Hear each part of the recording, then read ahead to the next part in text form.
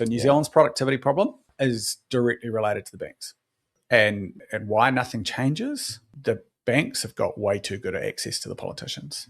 Every single bank CEO has Chris Luxon's phone number, and he will answer their phone calls every single time. Record bank profits, official inquiries that never seem to go anywhere, and growing suspicions of cozy backroom chats between politicians, regulators, and the big four Aussie banks just keep on coming. If you have a mortgage and a house and a nagging sense that the media is not telling you the entire story, you are not alone. And joining me to unpack what all of this really means and what's behind New Zealand's poor economy is Rupert Carlyon, founder of Kura Wealth. And we're going to ask the question most people, including myself, are too scared to say out loud. Hope you enjoy. And if you do, please give us a comment. Let me know what you think. Like and subscribe. Let's get started.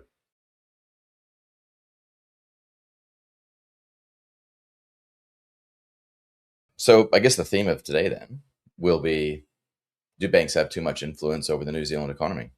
Short answer, easy yes. Okay. At the time of recording, it's a little bit away, but at the time of release of this podcast, we're going to see an official cash rate announcement this week. And so from your perspective, what do you think is going to be happening with the OCR?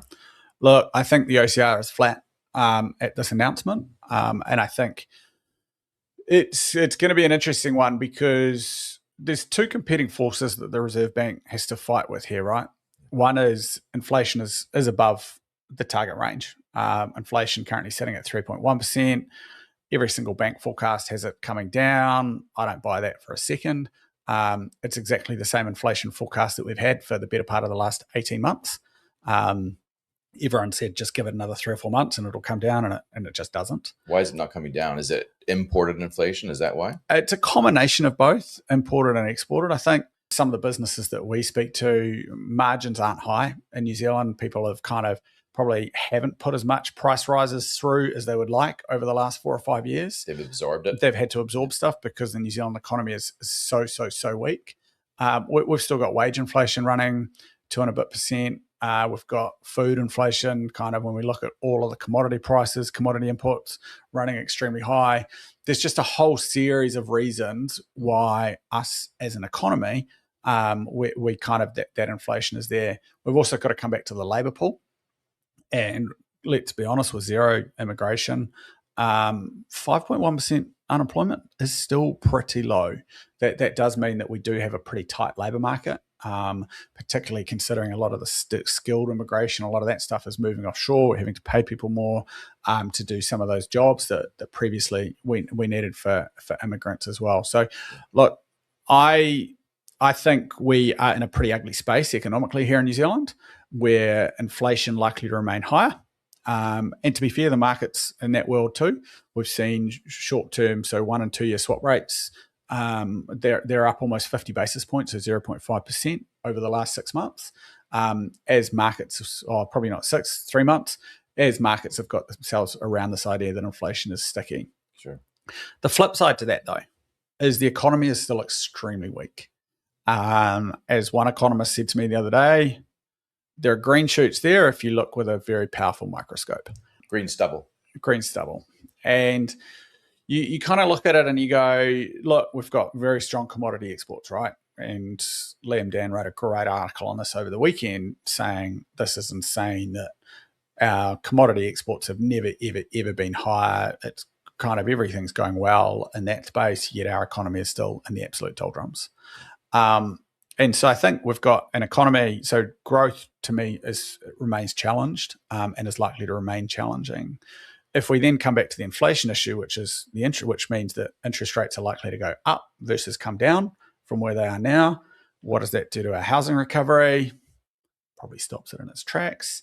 And do we actually think we can grow this economy without housing? And I think that's probably where I come. And what does that mean? That means stagflation. That means we're back to where we were in the 1970s.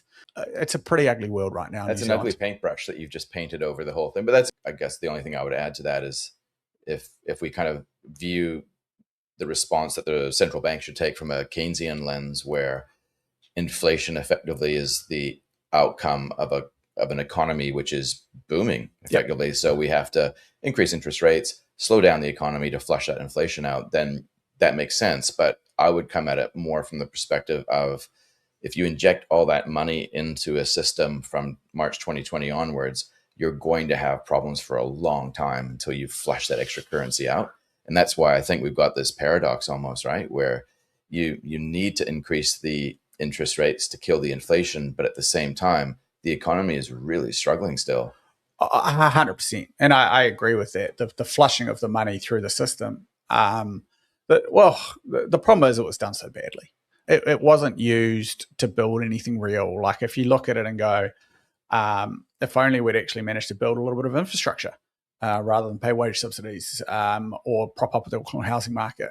Or 1,000 other weird things that didn't need to be done. Didn't need to be done. But it's, so I agree. I think, though, the way I look at it is that we kind of, the New Zealand economy has been in trouble for a long time. I think probably the New Zealand, if we really boil it back to its basics, the New Zealand economy has been extremely weak for the better part of the last 15 years. We come back to, look, we had a decent kind of recovery out from the GFC, like many parts of the world did. But then as the economy started to slow and we weren't really sure what was going to go and where we go next, what happens? Christchurch earthquakes. That was a $60 billion stimulus for the New Zealand economy that lasted for about 4 years. Like, that puts COVID, that doesn't even compare to what the money the government spent on COVID did to New Zealand, right? The Christchurch earthquakes were the biggest stimulus New Zealand has ever seen and is ever likely to see. Then when that started to die off, what do? We pumped the dial on inflation, on immigration. And so we've kind of, and then we also went through intensification of farming, all of these kind of things, right? So for the better part, I would argue, of the last 20 years, the New Zealand economy has all been about how do we squeeze the lemon a little bit harder versus squeezing the lemon smarter. At the same time, what's happened through that period as well is banks' appetite for risk has completely disappeared. And so we've kind of, pools of capital are getting harder and different to access. We've got an aging population. What that does and what that means for both the workforce. So we've got people wanting to work less hours. At the same time, with what that does for the government books is absolutely scary. Whether it be pensions, healthcare, all of that kind of stuff, like government expenses are just going to absolutely skyrocket. And so I think we've got all of this stuff. And then when you put the COVID stuff into the mix, that's just another piece that, gave us another kind of short-term boom and another short-term boost. But now we sit there in 2026 and we sit there and go, well, okay, we kind of know we don't want immigration. We know because we don't have the infrastructure for more people, let's be honest. We kind of have already done as much intensification as we can on farming. Maybe there's another earthquake that hits us. But actually, we're now paying the price for 20 years of no investment in infrastructure, no investment in productivity. And that's why I think it's all coming to roost at the same time. And I think, in my view, you could probably trace that all the way back to pre-1987 in terms of when banks really started to become quite influential in New Zealand. Yes, I fully agree with that. If I'm brutally honest, I would say 87 was where, in the 1980s, is where New Zealand said, you know what, we want zero government intervention. And I know that's where you and I differ. But I look at every other advanced economy in the world. The government is far more involved around setting direction, kind of setting strategy, and trying to back some winners, right? And also reining in some of the impediments. New Zealand, and particularly, I think the Treasury is still full of everyone from the 1980s crowd, which still thinks about Muldoon whenever they think about anything government involvement, where it's always left to, no, let's let the free market deal with it. Let's let the free market deal with it. And unfortunately, the banking sector is probably the one which has been the biggest beneficiary of that approach if you are actually a shareholder of the banks, but that's come at a massive cost to the New Zealand economy. I get it. And I guess there's probably a more meta question here around, well, who is the government? Is the government really now the banks? or is the government really the politicians? Because, like, let's bring it back to banking, right? We love to hate banks here in New Zealand. Maybe it's because they're Australian owned most of the time, and we know that their record profits aren't going away, and it kind of feels like we're just being bled dry. But that's also, I guess, hyper infused with this Marxist flavored tall poppy syndrome that's often prevalent. But if we think about what is really the biggest concern for New Zealand, is it bank profitability or is it bank influence? They're one and the same, right? So bank profitability, and for those that don't know, New Zealand banks, New Zealand banking profit, I should have remembered the stat, it's double as a percentage of GDP. I think it's like 2% of GDP, which is double the equivalent in most other countries. Our banks earn, on average, about a 13 to 15% return on equity. Return on equity is the only number that matters when you're looking at the profitability of a bank. Globally, most people are really happy when they get to 10 to 12%. We look at the last 12 months of in our earnings and what's happened in the New Zealand market. I found it amazing, right? We've got record liquidations. We're going through the worst recession that we've been through for basically 20 odd years, potentially even all the way back to the 1990s. Banks are writing back impairments. And in layman's terms, what does that mean? Banks, an impairment is when they impair loans when they go bad, and so they take these big provisions and say, oh, well, we think the economy is getting worse and we think our book's really bad because we expect when the economy gets bad, we expect a whole lot of customers to default. Last year, that turned into a revenue line for the banks because their books are so good. They've realized that they've impaired too much. And actually, in the midst of a recession, they're saying, oh, yeah, our book's actually performing really well. We can actually push it harder. Which shows how little risk they're taking. So that's why I think bank profitability is a humongous problem. Coming back to your point around influence, why is nothing done about it? It is because of the undue influence that they have. At the political level? 100%, right? So we had, I think it was a pretty average report. The banking report came out last year talking about a whole series of things that the government could do. Commerce Commission. Yeah.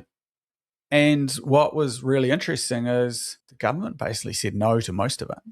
12 months later, we've got absolutely nothing out of it. And so kind of some of the things, and I've been kind of quite public on this one, is I think unfortunately, New Zealand, we love the fact that it's a small economy, that everyone knows everyone. It means that every senior business person in New Zealand has access to Chris Luxon and Nicola Willis. And what happens is the bank CEOs, they get on the phone, their PR people get on the phone, and Nicola Willis has to decide who does she listen to, the bank CEO, who she's got a lot of respect for, or the Treasury bureaucrat. And we all know what they think about bureaucrats. Again, so apart from the banks, energy is the other and massive food. Achilles heel in New Zealand. High energy prices cost us billions and billions of dollars of lost GDP every single year. But again, a report comes out 3 months later, the kind of the government findings. Actually, we've decided that we disagree with most of the report and we're going to do this instead. How else do you kind of figure those kind of, apart from influence, what else is going on, right?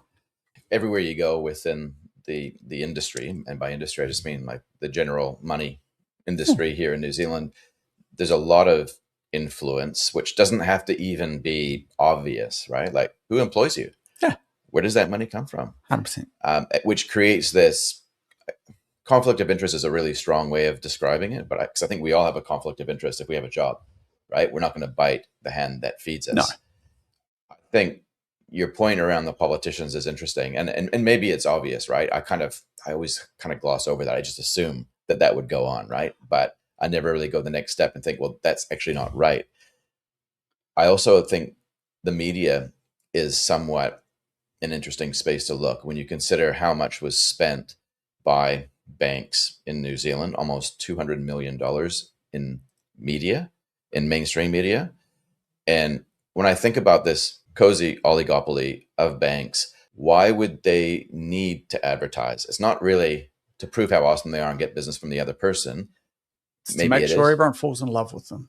And if everyone falls in love with them, if the politicians or people don't do what they want, then they can try and go back to the public, because there's also quite a strong narrative, right? And I think at the moment where you've got this huge distrust of public figures, yeah, well, for better or for worse, I'm not going to go there, but where at the moment there is zero trust of government, there's zero trust of official sources, right? And so therefore, for the banks, what that means is it's extremely important that they are seen to be people's friends, they're seen to be the knowledgeable partner, they're seen to be doing the right thing, so that if a report comes out that's negative on them, or if a politician turns on them, they can use the trust and the relationships that they've built up with the individual consumers, and that's what the $200 million is buying them. I think you're probably spot on.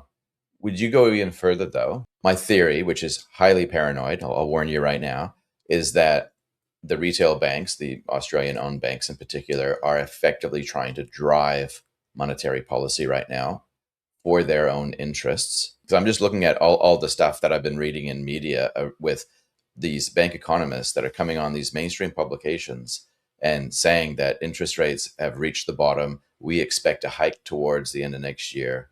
I look at all of the red arrows in interest rates, especially on the longer terms. I know wholesale markets are wholesale markets, but they can be influenced as well. How do they get influenced? Well, they get influenced when people start talking. And even Dr. Brennan, the new Reserve Bank governor late last year, had to set the record straight. Very rare. So what do you think is going on here? Do you think that there is an organized campaign to actually talk the market higher? I don't know if it's that organized. I think that what's interesting, so all of the analysis shows that the Reserve Bank has been by far and away the most accurate forecaster out of everyone over the last kind of 5 years. Do I think the economists are influenced by the banks and where they go? To a certain extent, yes. Not overly. I mean, I at the start, I talked about my view on interest rates, right? My view on interest rates, unfortunately, I got it too early. I've been saying for the last 12 months that I think interest rates need to be higher because inflation is a high risk. If anything, it's just taken everyone else a whole lot longer to catch up. Yeah. I'm just stubbornly the opposite, and I'm just looking for evidence to support my theory. Oh, no, I agree. I think, though, I do think we are naive to think that they're completely impartial. Because what you do need to remember, right, is bank economist forecasts are also used for all of the internal bank stuff, right? Whether it be impairment testing, whether it be impairments, and what do they do from impairments, interest rate forecast. You are right. So I think you need to be naive to believe that they are fully independent. I think some are better than others at kind of that independence, but I'm not convinced they drive the OCR and they drive policy, but I do think they like to influence the wholesale rates. I mean, let's also be brutally honest though, right? I mean, Australia, they were rigging the wholesale rates, and it's the same people running the same desks here in New Zealand, but for some reason we didn't need an inquiry. You don't need the economists to control interest rates. They control them anyway. See, that's the kind of stuff that needs to be in the media, right? But that was, I think that's a really good question, right? Yeah. As to why was it deemed that Australia? So Australia had a Royal Commission into Financial Services. After that, they had the issue around the banks rigging the libel market and the wholesale market in Australia. Yeah. On the ANZ trading desk. That didn't make much of a ripple in the mainstream news. Yeah. For some reason, despite the fact that New Zealand banking system is full of Australian executives who are seconded over from Australia, our sector is clean and Australia's is dirty. That makes no sense. Yeah, the Tasman is not that much of a filter. No, and so that's kind of that. Yeah, there's a bit. So I think I like to believe the economists are largely independent and are largely there. Do I think there's a whole lot of self-interest happening in the interest rate markets? Of course. And just touching on the impairments as well, like looking at those impairments, thinking, well, obviously our book of clients, they can handle a little bit more. What do they have to lose, right? Because one part of me will think, well, why would banks want higher interest rates? Well, obviously they want the gap between what they pay and what they sell to be as wide as possible in the interest margin, right? So net interest margin, which is, as you say, the difference between interest costs and interest earnings, typically that is significantly higher in a higher interest rate world because there's a lot. So two things happen, right? One is a lot of people have money in current accounts where they earn zero. The interest rates are very quick to go up when interest rates rise on the asset side. And then on the liability side, which is deposits, they take a lot longer to creep up and a lot stay on zero for the medium term. One of the reasons why the European banking sector has done so well over the last 3 or 4 months is because we've seen 4 rises in the from the ECB. So everyone's sitting there going, cool, looks as though we're finally getting out of this long-term very low interest rate environment, and the banks are going to be big profitability because of that. So I kind of think, and I'm going to draw an example. I was talking to a mortgage advisor earlier on today just to kind of make sure I got the numbers right. December was a record month in terms of new lending by New Zealand banks, 25% higher than the March 2021 record of lending. But we know why that is, though. Churn, 40%. They're swapping. They're refinancing. But also, and so I do have a problem with this, right? So what the banks did is they ran a 1.5% cashback campaign, right? So they sat there and said, if you change banks, we'll give you 1.5% cash. Yeah. Actually, what that did, though, is that kind of created, so rather than reducing interest rates for everyone, what they did is they said, if you can get yourself your shit together and get yourself sorted in time, if you've got the ability to move bank, because there's a massive chunk of New Zealanders that don't. Yeah, they have high income, high equity, right? All of that kind of great stuff. They go, yeah, we'll give you a discount. But they know from a regulatory perspective, it gets really ugly giving discounts to clients. And so this was just another way of giving big discounts to others. And it did turn into a little bit of a war for a bit. Yeah. But yeah, I mean, would New Zealanders have been better off if rather than offer a 1.5% cashback, they'd simply said, you know what, we're going to drop the interest rates by 0.5 point or 0.5%, which is kind of the equivalent. Of course they would. So in financial services, one of the big things that you get, right? So typically how people are paid in financial services, you either get paid up front, so you get paid ongoing commissions and ongoing trail, right? The issue that I have is that whenever you are paid an upfront, that creates bad incentives. And so if you're kind of a mortgage broker and you're going to get paid your 0.9% for moving someone and 0% commission, what's your incentive? You're just going to wait till your 3-year block is up and then you're going to move them.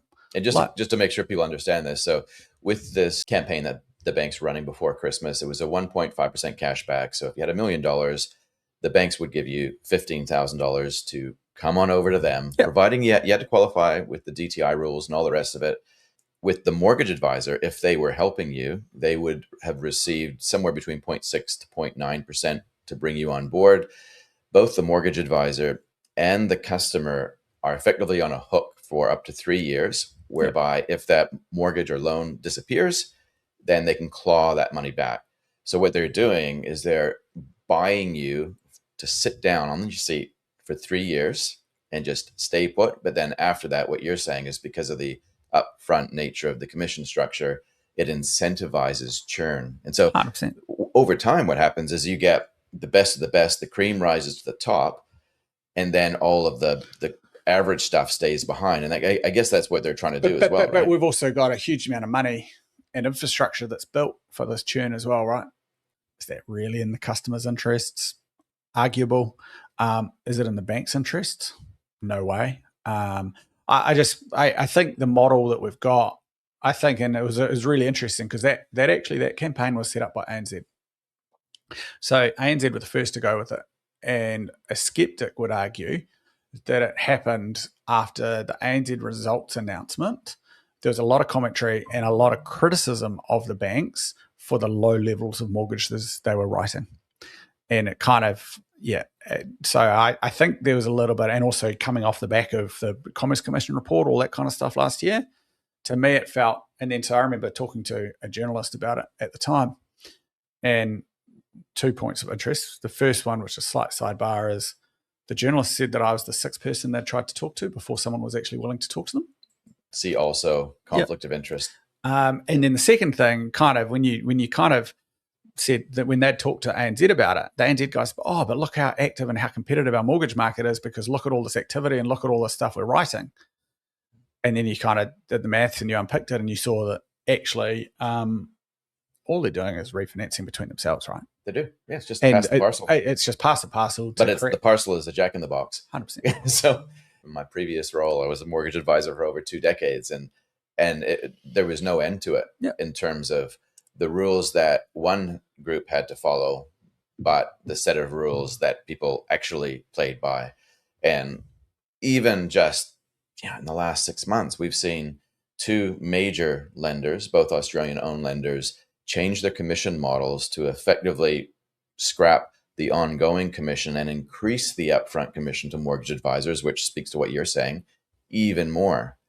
Yeah, I struggle to understand that. My view is you're better off having more trail and less upfront, because you've got to service the client. You kind of go, the focus should be on servicing the client on an ongoing basis rather than moving them for the sake of moving them. And the Commerce Commission was has been here the whole time, yet nothing seems to be severe enough for them to be justified in taking action, it seems. But we've picked on the politicians. It's fair game, right? We're allowed to do 100%. That. We've picked on the banks, slightly dangerous. And, there's very rarely would I ever speak to a lawyer before doing a podcast interview. This was one of them.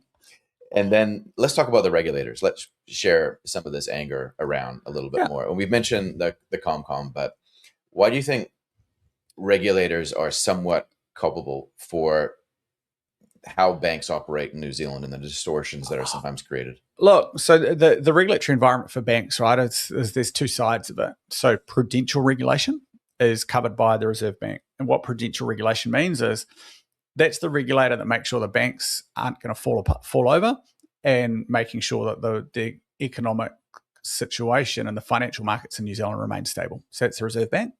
And then you have the second regulator, which is the conduct regulator, and that's the FMA. And the Financial Markets Authority, their job is to make sure that really the banks are acting in the best interests of clients. To be fair, the Conduct Act and Conduct of Financial Institutions, which created the conduct regulator, that's only a couple of years old. So we probably haven't quite got that to the point where it's showing its full teeth as yet. But I think the Reserve Bank's a really interesting one, right? Because this is almost one of the quirks of the regulatory setup, and coming back to one of the things I said way earlier about how the government doesn't want to intervene in anything. The Reserve Bank has only one real objective, right? Well, it's actually got two, sorry. It's got a job of maintaining a stable financial system and a stable economy in New Zealand, right? And they generally do that by controlling inflation. Previously, they had a mandate on employment, but that's been scrapped. So now it's their only job on the broad macro sense is to kind of control inflation. The second part about it is they need to make stability of the financial system. That means they need to make sure the banks don't fall over. And this is one of the loops that I think is a slight issue, right? Because if you're thinking about that literally from a Reserve Bank side, the only thing that you care about is, are the banks profitable enough? And secondary, have they got a clean and good enough loan book that's going to never go bad to make sure that they stay profitable? So their primary regulator, if you come back to those two words, is actually saying their incentive is to make these things as profitable as they can and make sure they don't take any risk. And I don't know how you fix that, but I do see that as one of the issues, right? And so what you also end up with is a Reserve Bank that sits there and says, actually, and to be fair, banking, this is standard all over the world, banking regulators say, you know what, so there's a concept in banking called risk-weighted assets.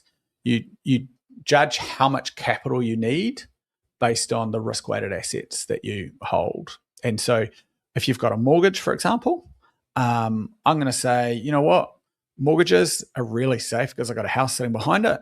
So therefore, the risk weighting on a mortgage, I'm not 100% sure on this. I think it might be like 40%.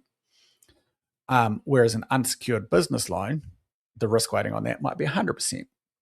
And so kind of coming back to kind of from the regulatory approach, it's actually lined up really nicely with where the banks are at, because the regulatory approach is saying, hold on a sec, we don't want you taking any risk. And so that means the banks are now going, yep, cool, we agree with that. As we've got high capital requirements, as we're kind of trying to make our system safer, we're just loading up on property, because that's, to be blunt, that is in the bank's interest to do so. which is creating a concentration risk, ironically. It is creating a massive concentration risk. The beauty about property lending, though, and this is what I find, I was talking about this with someone the other day, is the banks don't mark the properties, right? So any Auckland mortgage broker that's been busy over the last 5 years will know that most of their first home buyers are currently underwater. Have the banks impaired those loans? No. Are the loans going to go bad? No. Just keep making because they'll keep on making those mortgage payments. Yeah. If they'd managed to give me 80% lending on my Bitcoin portfolio, which was 30% lower than it was kind of 12 months ago, would they have called that in at 80%? Hell yeah. Would they have taken security over the shares in my business? No way. That's too hard. I don't want any of that. It's a weird world that's created that, right? And so if the banks are incentivized to lend against property, that means now we're in this world where you need to own property to get a business loan, because fundamentally the banks aren't going to touch you unless you can provide some form of guarantee, and the only guarantee they really like is property. That's right. And so you're in this perpetual cycle where the Reserve Bank is saying, we kind of like this because it preserves profitability of the system, which gives us financial stability. The banks are sitting there going, this is pretty cool because we don't really have any competition, so we don't really need to actually take any risk. And we also want to kind of operate with as little capital as we can. So let's just stock up on as much property as we can. Yeah. And that's one of the reasons why we keep on buying property and property and property. It's the only thing that the banks understand. This is where I always follow this circle, and then I go, well, therefore, interest rates have to go down because property values have to go up. It's like a bond. That mechanism, if it's not allowed to do its thing, then we create a GFC in New Zealand with the property sector. Which arguably we are not a million miles away from. We're very lucky over the last 3 years that we've had wage inflation, because you are right. And I think that's the bit that has been, that's the, I guess, what do you call it? That's the outlier risk at the moment for the New Zealand economy, is that we start importing high inflation. Inflation goes back up to 4%. Interest rates go back up to 7.5%. We were talking about AI as well before we hit record, right? And just how significant that impact is. Probably way more significant than as employees or even business owners we appreciate at the moment. When we come to the wage inflation piece, do you think that could be the solution there? Well, but yes, exactly. So then AI means that all of a sudden we don't get any wage inflation. And so that's so I think you're 100% right. The more I think through that circle, prices keep going up as interest rates come down, which is kind of what we always know about asset values. There's nothing new in that. I'm just trying to think in my mind, is that such a massive issue? The big issue, which a mortgage advisor talked to me about a couple of weeks ago, was the party can't keep going on forever, right? And are we currently in a world where we think most homeowners are already so stretched at 5% mortgages that actually, do we take a little bit long? People could survive those high interest rates that we had in the sixes for kind of 6, 12, 18 months. Do we think people can still survive that? And then what happens now when we know Auckland, Wellington, many parts of the country, that there's a significant number of homeowners which are underwater. Yeah. And so, I do think it's a big risk. That will drive significantly lower interest rates. But then we've got the inflation issues.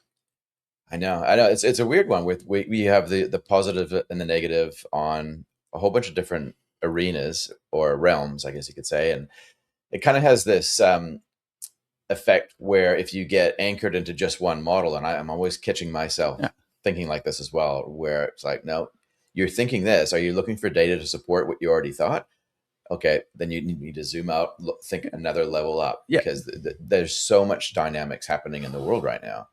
And I think it's impossible to kind of say 100% that interest rates are going to go down in New Zealand or up, because you have so many competing forces. But ultimately, I just look at how New Zealand has been run over, let's be honest, probably 50, 55 years now, where credit creation through the property sector has been a crutch. It's been the drug that's got our economy through increasingly at an accelerating pace. And so I just kind of look at this and think, well, the the train cannot stop. No. To quote Lynn Alden, it has to go on. It does. Though, what do we all know? If you look at economic history, mean reversion, right? Exactly. Yeah. Every time we say it has to be different, it never is. I mean, let's be honest. We in 2021, 2022, we're all saying interest rates can't get higher. The world can't handle high interest rates. Look at Japan; they've had ultra low interest rates for 15 years. Yeah. We always create these stories around why this time is different. Yeah. Let's be honest. We have seen big property crashes before. We've seen this story run through a whole lot of times, right? There have been very long periods in history where property has not been such a great asset class. Yeah. It's just the last 20 years that hasn't been the case. Could be the Japanification of the New Zealand property scene. Exactly. Japan's a great example, right? Where Tokyo property prices are still not where they were in 1996. Yeah. On the topic of Japan then, and just zooming out a little bit more globally, just for a little bit of variety, we had we have a new Japanese prime minister. Yep. I can't remember her first name. Takaishi is her last name. And it seems to be having an interesting impact in terms of bond markets in general. There's probably going to be a lot more borrowing happening by the sounds of it.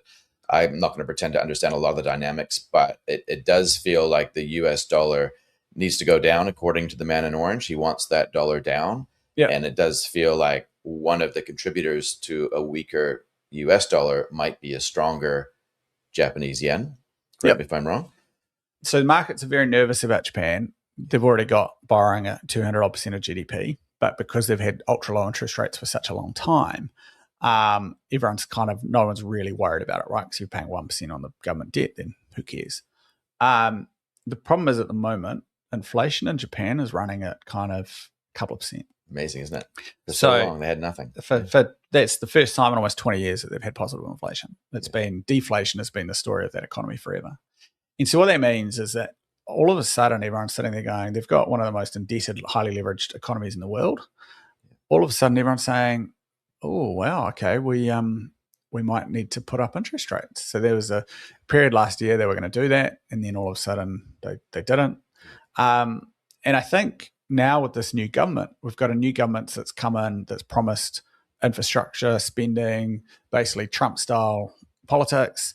And so the bond market is anxious, to say the least, about what does this all mean and where does this go. How does this link back to the US dollar? I think one of the problems that we have right now is everyone is very nervous on the US dollar. There is these kind of the US government currently running 7% of GDP deficit. You've also got Donald Trump trying to take control of the US Federal Reserve. You've also got the weaponization of the US dollar, so people are trying to kind of avoid it if they can. Dump US treasuries, yeah. And so you're in this world where you're going, but the problem you've got is if you're not buying US dollars, what are you buying, right? You're buying gold. But again, there's only so much gold you can buy, and we've seen what's happened to the price on that in the last 2 years. And the problem with buying gold is you've got to store it. It's not just as simple as buying it and keeping it on your fucking desktop in a database ledger. You've actually got to build vaults. You've got to do all that kind of stuff. It's not an easy asset. We had a digital version of gold, right? Exactly. We'll save that one for later. And so I think what you are seeing is a little bit, and then so the yuan, no way, you're not touching that because you don't trust the CCP. Euro's a basket case, not trusting that. What are the French going to do next? It's interesting that currently Southern Europe, the pigs, Portugal, Italy, Greece, and Spain are seen as the good part of Europe. So, what do you do, right? Japanese yen's kind of almost the only alternative. So I do think there's a bit of a linkage there.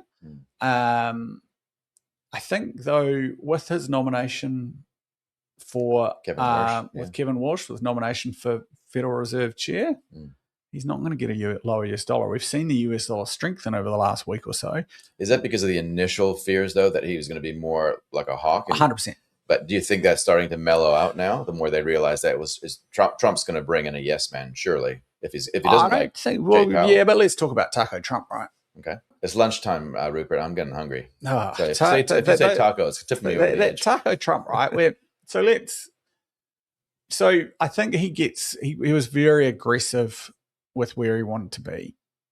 But from everything that I've read on Kevin Walsh, he is actually a very, very, very good candidate. He's been a massive inflation hawk, which means he's scared of inflation. He's had debated over the last couple of years around kind of whether interest rates are very good at controlling inflation, and he's nervous on inflation. He's not. There's no way he's going to be a lay down his ear in terms of rolling over whenever Donald Trump. Personally, I think, I don't. That's why my view is interest rates aren't going down in the US anymore, because he's actually appointed someone that is unlikely to let it go. Well, I think the market believes, right? The market. That's clearly what the market believes, right? Which is why we saw gold fall 10% last week upon his announcement. Bitcoin fall. All of these inflation-linked assets have kind of taken a tumble because we've got a slightly different story. So I think that's probably more the story around what we're seeing around the US dollar over the last week or two versus the Japanese yen. Yeah, that would be my view. And bringing this back to the New Zealand investor, if you had an 80-20 portfolio where 80% equities, most of them probably would be in the US of those equities, and then 20% would be fixed interest. Again, most of that would be international fixed interest. What are you saying in terms of how these dynamics are going to flow through to the everyday portfolio? I think there's two parts that I see for New Zealand investors, right? In case you can't guess, I'm pretty negative on New Zealand. So my view is the international portfolio looks great right now. Last year was a really interesting year. So global markets up 20% last year. It's going to go down as one of the greatest years ever to be an investor. I mean, interestingly, the US is one of the weaker market performances at 18%. I mean, you had Europe up 21, you had China up 30, you had Korea up 76. This stuff's not sustainable, right? Like that just can't happen again. So if you're sitting there as a New Zealand investor today, I think you got to stay invested in the markets. We've seen over the last 3 or 4 years, every time someone has said the top's at the end, this is unsustainable, this is going to end, market just rallies another 15% and you miss out on those gains. And I also think in the White House, we've got a yellow man who absolutely loves the markets and he sees the market as being a vindication of his kind of one of the KPIs, right? 100%, right? And that's why he did what he did with Kevin Walsh, because he sees himself as being economically responsible, economically stable, all that kind of good stuff. And that he's actually very orthodox, and I think he will do everything in his power to protect the markets, right? So, look, that's why I remain positive overall on the markets. I think probably more so today than we've seen at any point in the last 10 years. I think now's the time for a balanced international portfolio. Previously, I would have said just be happy in the US. You don't need the other shit. Right now, I think given the risks in the US, given a lot of what we're seeing, particularly around the technology kind of space, I think you're starting to see some really interesting stuff happen. So I'd be saying international, but diversified international. I mean, you do need to remember a diversified international portfolio, you still have 60% in the US just because of the size of that stock market. Yeah. And look, the piece that we're currently talking about on our side at Calder is hedging. At 60 cents, it feels as though the New Zealand dollar is high to me. So I think particularly if my view on the weakness in the New Zealand dollar in the New Zealand economy is there, I think the markets have got a little bit ahead of themselves on interest rates. I think they've got a little bit ahead of themselves on growth. So I see that coming back again. So look, a good time to be putting your money offshore. Long way of saying. Okay, no, that's interesting. Okay, can't remember if we started on this or not, but I just want to touch on the AI capex guidance that came out of Amazon and Microsoft in particular, big numbers. Investors or the market isn't quite buying that story, thinking it's too much. The payback period seems to be shrinking as we're on this exponential age of technology. What's going on there? What's the impact to investors that are quite exposed? And I guess most investors, especially if you're an index fund investor, you're going to have a large exposure to technology and AI by default. So what do you see happening there? So you've got to differentiate, right? So you've got the large, what we call the hyperscalers. So the Google, Amazon, Microsoft, Meta are building a huge amount of data centers, more for their internal use versus external. Those four are in a world. Oracle, I don't think is quite there. Yeah. They would like to think they are, but probably not quite there. So out of those four, you're right, they are earning. They're putting kind of, I think the number is they're expecting to put kind of $600 billion to work over the next couple of years in new data centers. The market's oscillating. The market goes, are they going to get a good return on investment in that market and that infrastructure, or are they building way too much and building way too early, right? Particularly if you think about NVIDIA, every 6 months they come up with a way new, better, faster chip, and faster chips are the only thing that matter at the moment.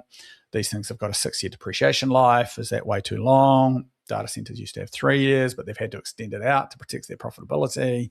There's just a whole lot of stuff there, which you go, markets are going, oh, is this right? Is this not right? We're not quite sure whether this makes economic sense. But let's just put that Microsoft number in context, right? They're going to spend $200 billion over the next couple of years. This is a company with close to zero debt, making $100 billion a year. Right. Do we care? Good point. Amazon, I would argue, are exactly the same boat, right? It doesn't matter. That's why I say Oracle's quite different, right? Because Oracle's spending $100 billion. That is a big chunk of their profitability and where they're at, right? And they are, a lot of these, like these firms are getting very cheap debt, I understand. Yes, they are. But I mean, Amazon today announced they're putting out a 100-year bond. Yeah. I mean, it's the first time, Walmart, no, not Walmart, Staples, I think it was the last corporate to ever do a 100-year bond. They went bust after 23 years. Okay. But anyway, so it is a really interesting one. So I look at those and I go, do they have the ability or right to destroy a little bit of shareholder value? Probably. Does it really matter? No. But then underneath that, it's the next layer down that I do have big concerns on. And actually, this has come alive in the last couple of weeks with Claude and Anthropic and their release of a whole new set of tools in their new world. I think a lot of the SaaS providers, the software as a service providers, are going to find two things, right? One is their cost of delivery is a whole lot more expensive because it's actually quite expensive to run AI and LLM models. Gone are the days where your marginal profit on a new product sold was like 95%, 90%. It was all in the development up front. I think the second thing that is going to be really interesting is going, a lot of these systems are going to be replaced by AI.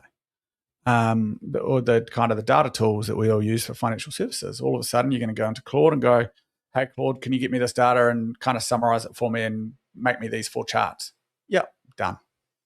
And I'm going to do that in my $30 a month subscription. Versus currently I pay FactSet $2,000 a month to do that. Salesforce, again, a system that does a huge amount of things but doesn't do anything all that well.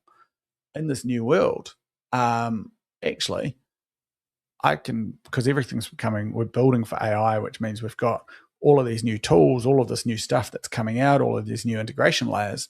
They need to get profitable as well. Why would I use Salesforce to do that when actually I can use a combination of AI and everything else? So I think that's why the SaaS companies I'm nervous about. SaaS apocalypse.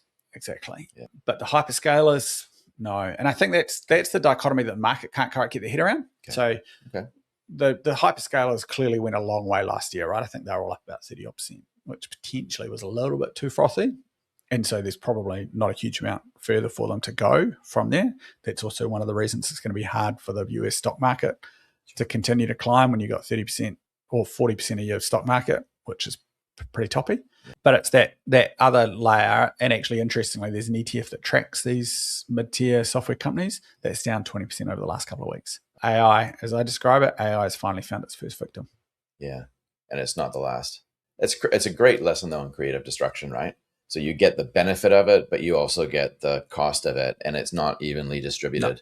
And so no wonder the market is having trouble deciphering. But and I personally, I think in the AI space, we are still 2000, where we were in the internet, in the tech world, right? Interesting. I look at it and I go, 6 months ago or 12 months ago, everyone thought ChatGPT was the best thing that was ever going to come out, right? Yeah. Today, everyone's saying Claude is by far and away the best in the market. Others say Google Gemini. And you go, none of us know, but I think when we look at history, we can see that for these large platforms, there's only going to be one or two that survive. Yeah. And the trick for builders and for companies is going to be how do you invest, how do you hedge your bets to make sure that you're not left carrying the can at the end of it, right? So a business like ours, we're making sure that we've got the data structures, we've got the infrastructure layers, we've got everything that we need so we can plug and play and talk to any AI model, because I don't know which one wins. And next month when the next release comes out, one of them is going to be way better than the other ones. Yeah. And that's all I care about.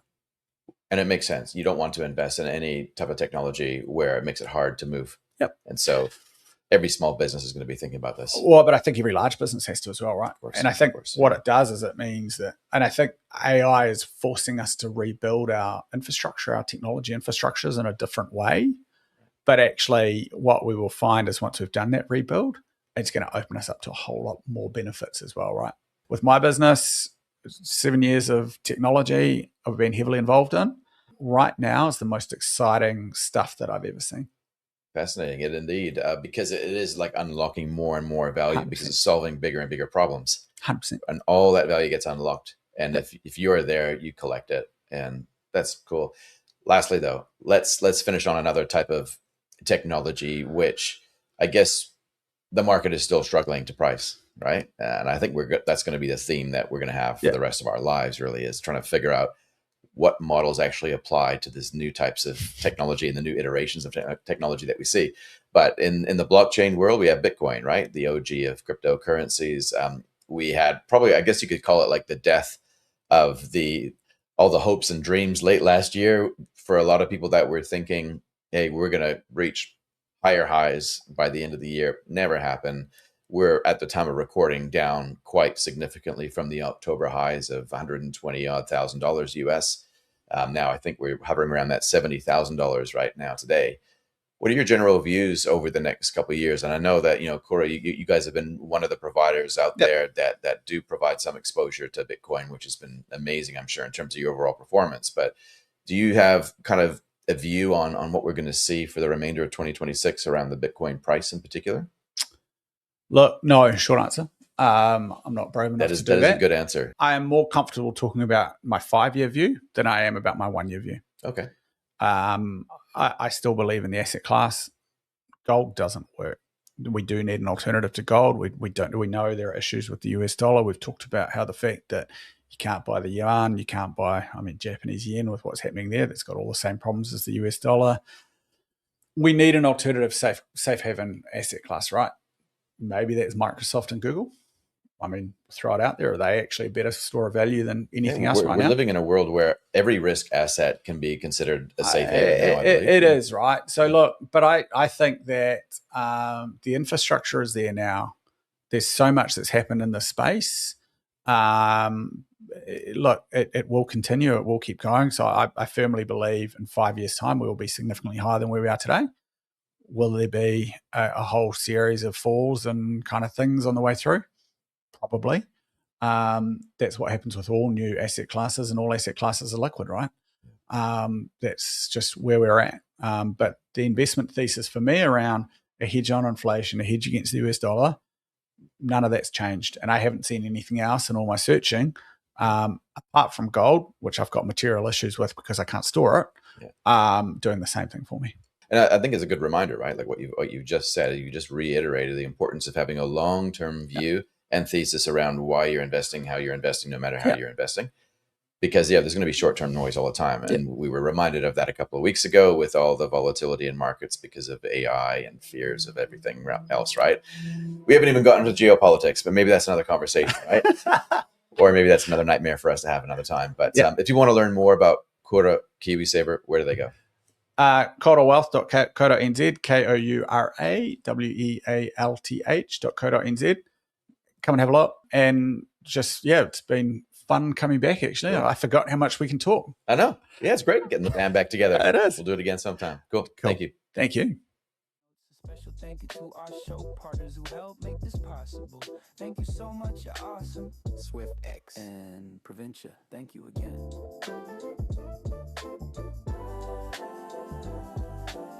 Want to connect on social media? You can find me on X, and you can find me on LinkedIn. Remember, some investment strategies or ideas can make you obscenely wealthy or wipe you out completely.